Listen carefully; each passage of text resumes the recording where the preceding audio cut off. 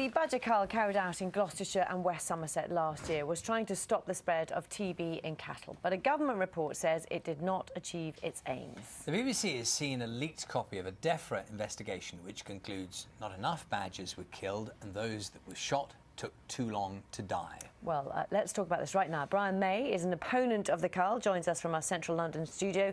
Morning to you. And Phil Latham, a dairy farmer, and a vet, Dan Leonard, are here in the studio. Morning all, thanks very much for joining us. Brian May, I'll come to you in a moment. Let's talk to you first. Phil Latham, you've seen the results of this. You're a dairy farmer. What do you make of the results? I think the results just have to be put into context that TB is without doubt the most pressing livestock threat that we've got to our industry, and we have to try and address TB and roll back TB because for 25 years TB has been spreading through the country and spreading north in badgers and in cattle, and we have to develop a strategy, and we're into 1 year of a 4-year trial trying to develop a better strategy to control the infection levels within badgers. Can you give us a sense of the impact it has on you? I mean, on your livelihood, on your animals? 2 years ago, for the first time in my farming life and the first time in my father's farming life, we had TB come into our herd and we lost 89 cows in a year.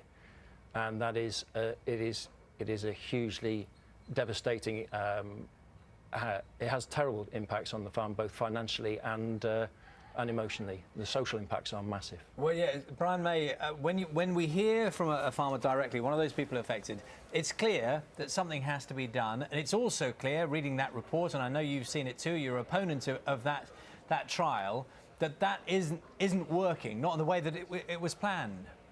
Yes, we should also mention that the report discovered that it was very inhumane as well. I mean, I don't think people will stand for this. You're talking about badgers taking 5 or 10 minutes to die.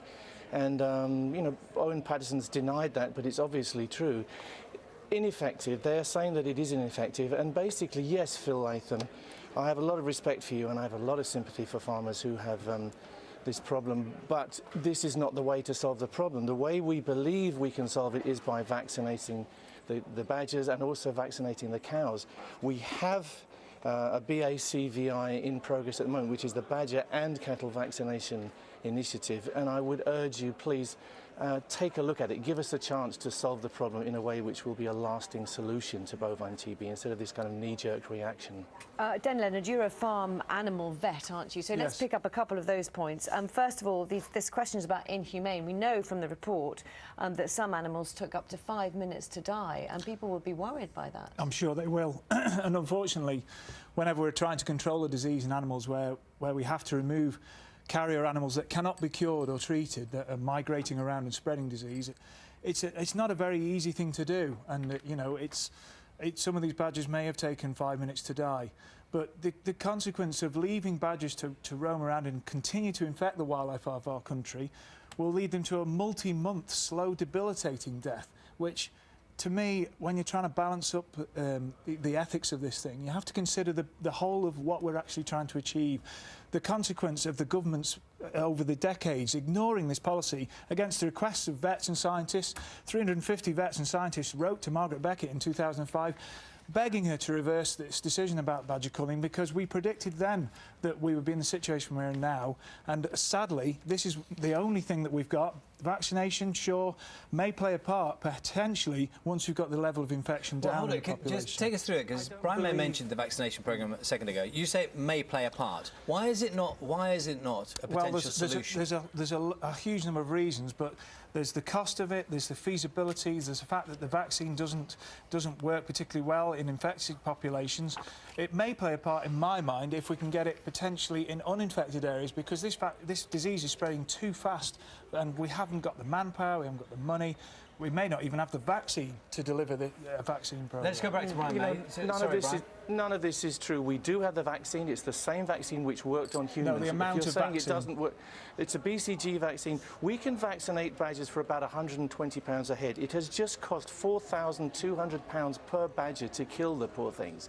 But there's no evidence that badger vaccination reduces the disease substantially in cattle or badgers. Well, no, but because of perturbation, culling badgers actually probably perturbation increases the was a risk to man-made farmers. thing caused by people who disrupted the explain that for trials. us. Well, No, perturbation's often perturbation- talked about in the excuse me. Krebs trial. Brian, just one Perturbation second. is Perturbation is regularly talked about Sorry, by you're very people as if misinformed. badgers dispersed from culling zones, but the culling zones were small.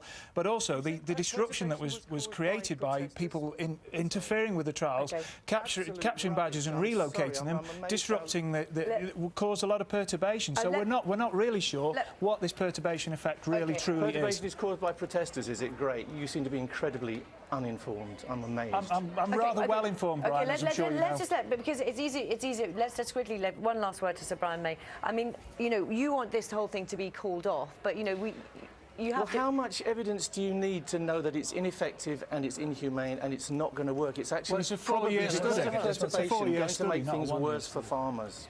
Okay. And maybe it's only fair to bring the farmer in at the end of this discussion. I mean, people get a sense Sure, of I can talk one, later, I hope, the because I arguments over the science, another is your end of the equation, which is the reality of what's happening.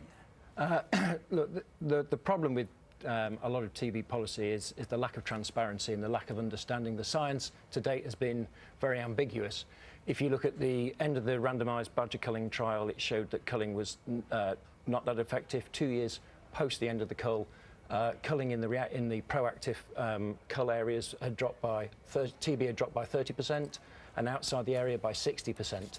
So it depends on your perspective. At the end of the day, I think a lot of people in the welfare lobby will look to try and use the current data as a reason not to address the transmission from badgers. Unfortunately, the wildlife reservoir is there, it is real. In Gloucestershire, 53% of badgers had TB when they were trying to look at the efficacy of the BCG trial. Well, look, I think people will get a sense. Brian May, thank you for your time this morning. Can I just ask you to look I'm at the sorry, BACVI? we do have to wind it up, and people will get the sense of the controversy involved. The intensity of the debate. Thank you all very much. Oh, no, thank you. Thanks for having Thank us you, in. everybody.